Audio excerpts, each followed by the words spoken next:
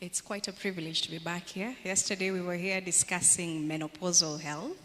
Today we are going to discuss health in a particular age group that's very important in the society because really they form the backbone of the society. We're going to be discussing adolescent health, and we'll make it broad and just discuss the youth in general. My name is Dr. Oyaro Irene Mokeira. I'm an obstetrician gynecologist. I practice in Nairobi, Kenya. Now, this age group called the youth, today I speak to you as not just a doctor, but I also speak to you as a fellow parent. I know it is one phase of life where you feel like, these children are trying my faith. They're not just trying your patience, they're trying your faith regarding some of the things they end up doing. But I want us to bear in mind that this is something we all went through, even us, back in the days. There's nothing new in it. In African setting, there's something we say, ujana ni maji ya moto. Ujana ni maji ya moto. It means youth, that age group, the youth, it's like boiling water, okay? Think of a pot of boiling water. And if you have someone adventurous and they put their hand in it, they'll definitely get burnt, okay? And sometimes the water might even spill over and overflow and even burn the ones around. And that's exactly what youth is. Apart from what that youth will do, apart from what your teenage son or your teenage daughter will do, apart from it affecting him or her, it has a ripple effect to those around, to the family, to the siblings, the parents, and even to the greater society. But the good news is, just like hot water, at some point it will cool down. So my message to all of us today is, take a deep breath. It doesn't stay hot forever. It will cool down at some point, I assure you, okay?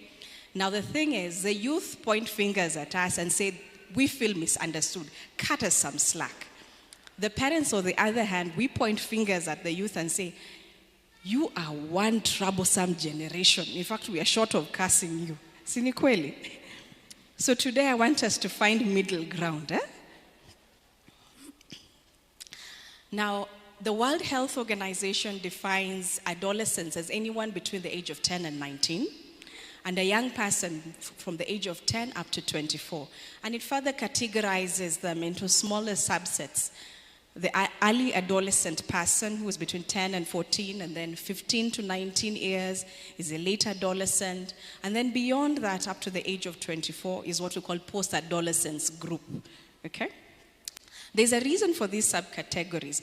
While they're all going through that journey of being youthful, as a youth, but they're all encountering different challenges. They all look at life from different lenses. Their reaction to certain things in life and how they relate with the society is very different. And I'm going to emphasize on the early adolescent, the 10 to 14. This is a most critical part of a human person, of the human development, in terms of the brain, physical development as well. Unfortunately, it's also the least understood bit of development. And as a parent, if you miss out on this age group in terms of getting close to your children and guiding them, it makes the next two steps a living nightmare, okay? And the other reason why we really pay attention to our adolescents, and we concentrate on adolescent health and talks regarding sexual and reproductive health in this age group, is because this age group forms more than a quarter of the world's population. And over 85% of this youth will be found in the less developed part of the world. And yes, Kenya is part of the less developed nations. So you really, really need to think about it critically, that if we get it wrong with our youth, it's not just going to bring shame to the family, not just shame to the individual, it's going to break down the community, the society, and at the end of the day, literally a whole country's backbone is affected. Now, before I discuss what to expect, still with regards to the effect of the youth and society, as parents, as a community, unless you take your stand and decide how you're going to raise these children, the government will step in. And the government does not consider morals. The government does not consider what the Bible says.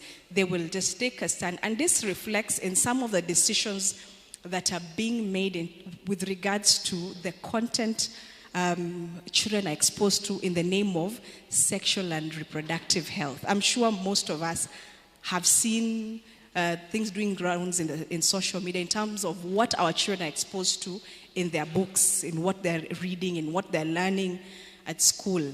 Sometimes whatever they're exposed to in terms of reading material is very shocking when you look at the age of the person reading that book and you wonder, what did they have in mind when they introduced this page? Have you seen such? So it's because we have failed to do our bit as parents, as a society. And trust me, the rest of the world is watching. They will bring their own values to us if you do not stand for your own values. So in terms of what you expect in this phase, this transition from childhood to adulthood, there's obviously the physical development. I will go into detail in the next slide about it. Then there's the development in the brain, the cognitive and psychosocial development, which is very important in today's talk. Okay? Now, the physical development, this is where you get to see a growth spurt in your children. The increase in weight, the increase in height. This is where you will buy a family-sized loaf of bread in the evening, and in the morning there's not a single slice of bread left. And you're not sure where it went. Their appetite increases rapidly, okay? Their caloric needs increase rapidly. They really need to feed a lot. But now it's your role as a parent to guide them on what they are feeding on. Because their appetite has gone up. That one we can't question. You can't do anything about it. It's because they have a growth spurt and their caloric intake needs to match that growth spurt.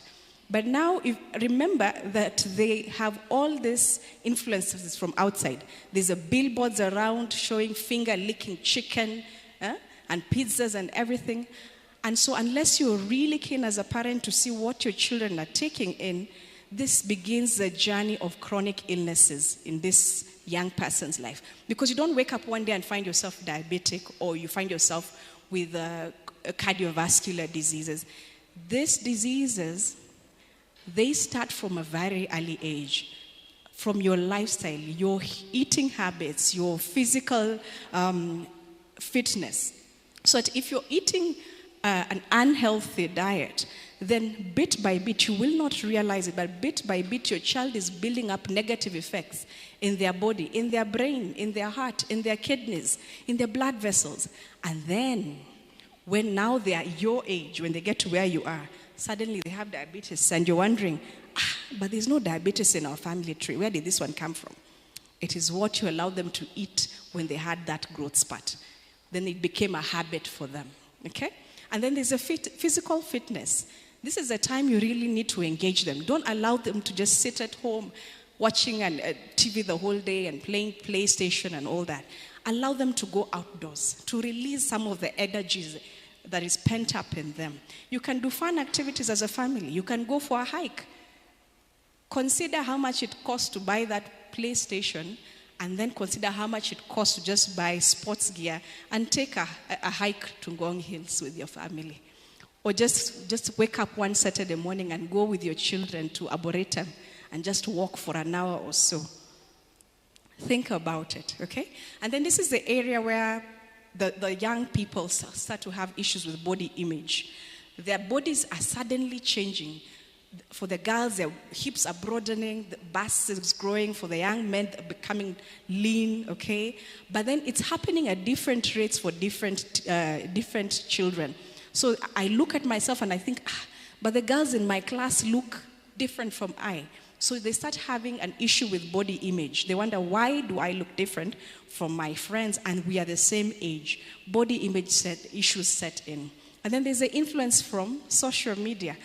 So the young men want to look like their role models in football and rugby teams. And the young girls want to look like the socialites they're seeing.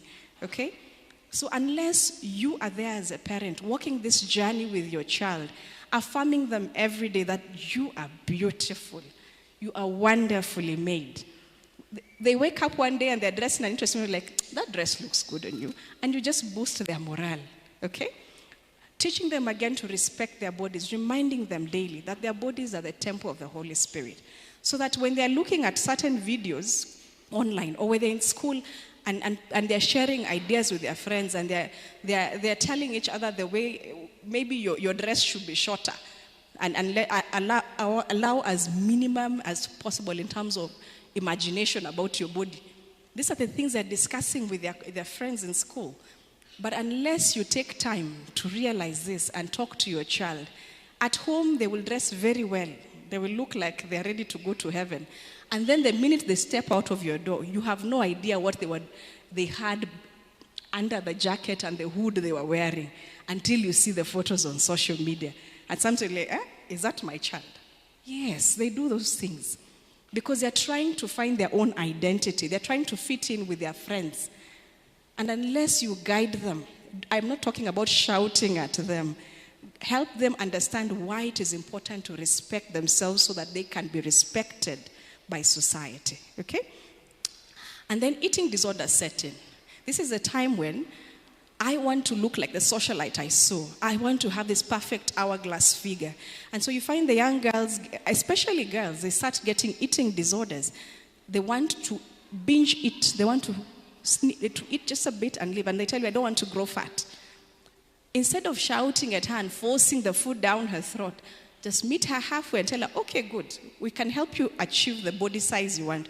You will eat and we will do the exercises together. We will do the sit-ups together.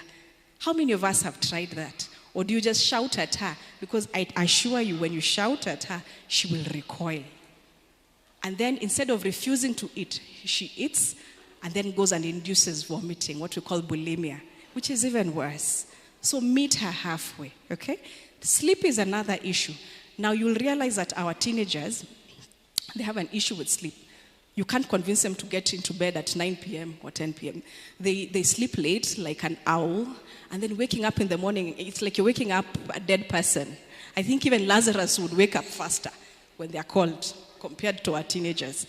There's really a scientific explanation to it. There's a hormone called melatonin that drives sleep. For the adults, our melatonin surge kicks in very early, in the late evenings. And so that's why by 9 o'clock news, you're already winding up.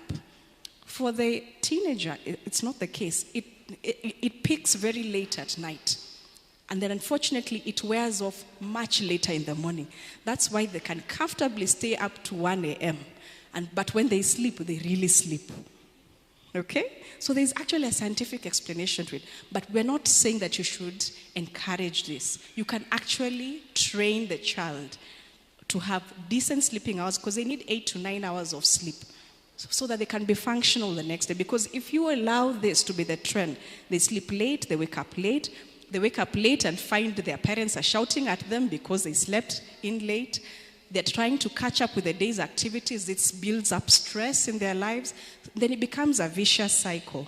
So ideally, what you should do is explain to them, this is what is happening to your body. We understand. But let's try and sleep early so that, and then during the day, have them engaged in different activities. By evening, they are tired enough to sleep. Okay? Now, for the physical attributes, I will not go too much into detail. These ones I believe we are all familiar with. But there's one thing I wanted to highlight. When it comes to girls, where as a parent you get concerned about the secondary sexual characteristics in terms of development. As a parent, if your girl has not started showing any pubertal changes, the chest is still very flat, no budding of the breasts. The hips are still nice and lean. She has nothing. She still looks like a nice 7-year-old girl. And she's the age of 13. Please go see a gynecologist. It could just be that in your family tree there's delayed development, yes, or it could be an underlying issue. If they have developed these characteristics, but by the age of 15, although some countries take it up to the age of 16, definitely by age of 16, and your girl has not started getting her menses, please, please, please see a gynecologist. I do get once in a while parents who bring their children when they are finishing Form 4, then now they are really concerned. And unfortunately, it becomes the first time you're realizing this child has an abnormality. Maybe there is no outlet for the menstrual flow to come out. Or maybe they don't even have a uterus to begin with, and you are not aware. In fact, some women, they discover they don't have a uterus after marriage. When now they're trying for a child, then they discover they have a small resemblance of a uterus and nothing functional, really. So please, please, please be very keen with your children's physical development. For the boys, they tend to mature much later. We allow them up to the age of 14, 15. If you're not noticing pubertal changes, again, seek help. For the next point, there is gynecomastia. Breasts that appear much larger than you'd expect for a man. Sometimes it's purely genetics. That when you look, you maybe realize from my husband's side, their breast buds look a bit larger, and there's nothing wrong with that. But don't assume. I'd rather you go to hospital, your child is checked out, and they say, no, this is purely just familial and nothing else. But sometimes you might ignore and you find there's a hormonal imbalance with your son. Then that point, there's cyclical hematuria. Very rare, but it can happen. And the boy might start seeing it when they get to puberty. And they tell you every month at some point, I'm passing urine and it has blood. Please do not, don't just disregard it. Have it checked out. It's rare, but there are people who, on the outside, they look like men, but they probably have a uterus. And so they are menstruating, but you're seeing it in urine. He's only going to see it in urine. Yes, this can happen. But unless you are close with your son, I assure you they'll not tell you. So these children come on their own. They come during the holidays and they find their way to hospital and they tell you, Daktari, I have an issue. I've not even told my parents. And then you discover that they've been living with this challenge. So please, please, please be as close as possible to your children when they're going through this transition. Then there's the issue of ambiguous genitalia. That basically means that the external genitalia, the external reproductive organs, you cannot tell is this male or female. Most of the time this is picked very early in infancy, really, when baby is born. But sometimes it's not that obvious and it's missed, and it's the first time it's picked is when the child starts going through puberty, when now things are becoming better defined. And it's sad that some of these things are picked later in life. But if you are close with your child, again, I repeat, they should be able to share their concerns. They'll tell you, Mommy, I saw in our home science textbook, I should look like this, but I look a bit different. Then you can take action. Now, that's it for the physical development. Let's discuss a bit about why this period is such a bumpy ride. The psychosocial development and the cognitive development. The brain develops in different stages. Different parts of the brain develop at different stages in a person's life. Now, there's a part called the prefrontal cortex, what I'll call PFC in short. It's right just behind your forehead. This is the part that actually controls decision-making in a person's life. It's what helps you make decisions and judgments in life, to look and say, okay, there's fire here, I probably shouldn't put my hand there. Unfortunately, of all the parts in the brain, this is the last to grow, to fully develop in a human being. So now you can begin to understand why your teenager can take some very interesting, risky behavior, and to them it's normal. Okay? And then to compound matters, while this PFC is still immature in them, there's another part of the brain that is releasing a chemical called dopamine. Now, dopamine is our feel-good hormone. It's a happy chemical in the brain. It's what, when someone is doing an exciting thing, and a new thing you're trying out, and you're all excited, dopamine goes high. This hormone is in very, very high amounts in teenagers compared to adults. So you can see why they will end up with very interesting, risky behaviors, because their dopamine rush is much higher than for an adult, but at the same time, their PFC is immature. So they're not able to think through and see this decision, where I'm heading, I'm actually heading to a crash. they're only seeing the immediate pleasure in the circumstance or in the event. Okay? This is how boys will do some reckless thing. They'll steal your car while you're sleeping and go driving because now they feel they're tall enough to fit in the driving seat. And then next you're being called by the cops, your child is here, or maybe they're in the hospital. And you're wondering how did they even think of that? They thought of the immediate gratification because of the dopamine rush. Okay? Now the strange thing about this dopamine is when they're not doing anything, their baseline dopamine levels are lower than for adults. That is why when they're just in the home doing nothing, they look like they're constantly mourning. They're just sad. They're having low moods. It's because the dopamine has crashed to very low levels. And then as soon as there's something exciting, a friend calls and like, hey, where are you? See, we can go to the club. Suddenly the dopamine kicks in. When they're just there seated, they look sad. And you can't explain, why does my child wake up looking sad every day? The only thing I said was good morning, and they're like, And you're thinking, what did I do? I just said good morning. I'm like, you have a good day today. They're almost telling you, don't tell me how to live my life. I just said good morning. I just wished you a good day. It's because the dopamine levels are very low at that time. But as soon as their peers suggest something ridiculous, dopamine kicks in. And their prefrontal cortex is not able to help them see the trap they're getting into. Now, let's go back to the 10 to 14-year-old. If you had walked the journey closely with your child to the point where they now are grounded in the path that you've chosen for them, to the point where they are able to discuss with you, they can now navigate this next stage of their life, the late adolescence. They can navigate it easier than the person who didn't have a good foundation. Because when their friends come calling and suggest, why don't we go clubbing? Why don't we try out this marijuana? Why don't we try a glass of whiskey? Then they fall back on the teachings that you've given them. Then they fall back on what you've trained them on. Then they are able to discuss with you. You know so and so. You know them, they do this and this and this. And when they confide in you and tell you what their friends have told them, please don't take it as an opportunity to shout at them. They have approached you in confidence.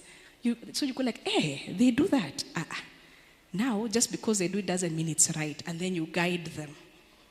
I assure you, the minute you shout at them, they shut down. And they start listening to the one who makes their dopamine go high. The one who will not judge them is the one they will listen to. Okay?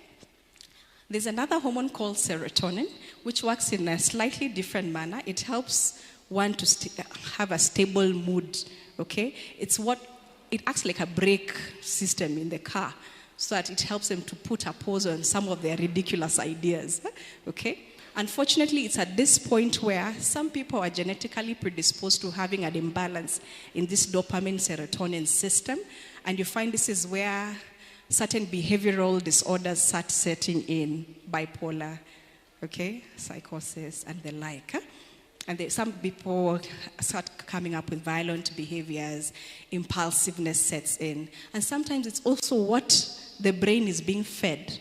Because if your child's brain is constantly being fed with dopamine-inducing events, and I'll give you an example, the phone. I know we live in a generation where you feel, because I have made it more than how my parents made it, I will provide my 10-year-old with a smartphone to keep them abreast with what is going on. They can communicate with their friends. I assure you have no idea what the child is doing with that phone when you're not there. Sometimes even the sites you think are kids-friendly, you really need to audit that. Some of the sites, even the cartoons they are watching, some of the things that are quote-unquote appropriate for their age, when you actually audit, you find they have things that are a bit shocking. But guess what? This is the dopamine effect that it's going to have on your child. They get hooked onto certain sites on the internet. They get hooked onto TikTok. They want to see the next video and the next video uploaded. And it becomes an addiction. That is essentially how addiction happens. And a teenager's brain, because of the dopamine effect, they are much more at risk of getting addiction compared to an adult. Because an adult's brain, they'll use their prefrontal cortex and say, okay, I've seen 1 or 2 videos enough. Let me go back to my work. Let me do something constructive with my time. But the teenage brain, they'll want more and more and more because of the dopamine effect, the happy feeling it gives them. And so breaking that cycle becomes very hard. So I would urge all of us to be very careful about what we are exposing our youth to. Okay? The diagrams there is just a summary of a teenager's brain. Your brain is divided into, okay, there's church, you're beginning to realize you are not immortal, you will one day die, you're getting closer to God in everything you're doing. There's a part of your brain that's thinking about investments, thinking about several constructive things. A teenager's brain is very different. In fact, the part that they dedicate to schoolwork is like a pea size. For them, it's more of what will give me that rush. For the boys, it's how can I end up looking cool so that the girls can look at me? Huh? Okay? For the girls, it's how can I get that hourglass figure? And then I think 3 inches nails, fingernails, and the latest hairstyle. They want something that gives them that dopamine rush. Okay? So this predisposes them to a lot of challenges. Accidents and injuries, they will steal your car, and even the ones who are already of age to drive, they will drive recklessly on the road because of the dopamine rush. This is where mental health and well-being challenges come in. Suddenly they're dealing with a lot of stress and they have no coping mechanism. You have not taught them that it's okay to be down sometimes. It's okay to lose sometimes. You win some, you lose some, including friends. You've not taught them how to cope with life stress, then this sets in, okay? Sexual health is a huge issue. Whether you want to sink your head in the sand, whether you want to trust and believe your child is as holy as they can be, the current statistics show us that our children are sexually active even as early as age 9. Yes, as early as the age of 9. Take a minute and think about that. So the sooner you start having these conversations with your child, and I'm talking about age-appropriate information, the better it will be for you and your child before they surprise you. With regards to sexual health, we're talking about, remember their prefrontal cortex is still not that mature. So these are the ones who come down with STDs, STIs very easily. This is what is reflecting in our HIV statistics. New infections, we're actually seeing them in the age of 15 to 24. That should tell you something. Then our young girls will get pregnant. In fact, I came to realize our young girls are more scared about pregnancy than STIs, which is a very interesting mathematics, if you ask me. And when they get pregnant, it was not planned. They'll take 3 routes. 1, they'll either decide to terminate it, they go get some clandestine abortion, and that has its own share of complications. 2, because of how the mother and the father will approach the topic, she decides she had better kill herself than deal with the stress of the parents. And we've seen even, I think the most crazy story I saw was a young girl, because she was around 26, and she killed herself because she was pregnant outside marriage. And when she opened up to her parents, the parents are strict Christians, and how they took up the matter, she ended up killing herself. And I thought to myself, 26 is a grown-up. You can do it. You can just continue with your life. Fine, you made a mistake, but you can continue with your life. But you'd be surprised the kind of hold you have over your child's life. I believe if the parents had approached it differently, she might have been alive today. And then the third route they will take is the ones who will be bold enough to carry this pregnancy. Now, teenage mothers are much, much more predisposed to pregnancy complications in terms of hypertensive disorders, diabetes, in terms of difficult childbirth. In fact, their risk of death during childbirth is so high, okay? The risk of anemia in pregnancy, the risk of this baby even not making it. So the risk of pregnancy complications is so much higher. So that this girl is doomed right from the word go, from the time she discovers she's pregnant. Whether she terminates, or whether she kills herself, or whether she carries, it's just doomed or damned. So let's avoid this, okay? Then substance abuse, chronic illness as we discussed, and obesity and eating disorders come in. So what is our role as parents? Now that we have learned that there's a scientific explanation to the quote-unquote madness that these children expose us to and themselves to. Your role as a parent, don't forget you were once young. And the things you did, only you know. Don't forget you were once young, and at that point you also felt misunderstood. So please be patient with your son, with your daughter. Be firm with them, but gentle. And then don't allow idle time. Engage them, ensure meaningful engagements, and at all times communicate with your children. For the children, it's going to be a bumpy ride. We're going through this transition from childhood to adulthood when you're a youth. It's going to be a bumpy ride, I assure you. Because your hormones are raging, your brain is not fully developed, so decision making is difficult. But if you can allow your parents, your guardians, to show you where to step, which way to go, if you can allow them, they will help you navigate this challenging time because they too went through it. I've included there some Bible verses from Proverbs, if you get time, take to read it. Proverbs chapter 3, it's very insightful. And also Psalms 32:8 that says, but this is only if you seek the Lord. If you seek the Lord, he will teach you the way you should go, and he will instruct you and advise you. So our role today as parents is to support, to advise, to assist, to guide, and to help our youth. Not to judge. Not to judge. To support, to advise, to assist, to guide, and to help. Thank you. Any questions?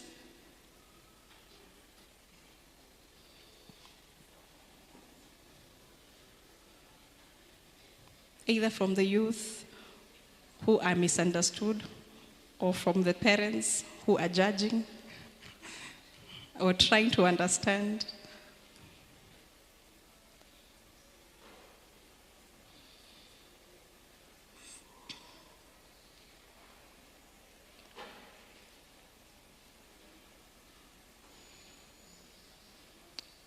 All right, I hope the message was clear. Thank you even to the online community. In case of any questions, my contacts are there. I'll be happy to guide you through any questions or concerns you might have. Okay, have a pleasant evening.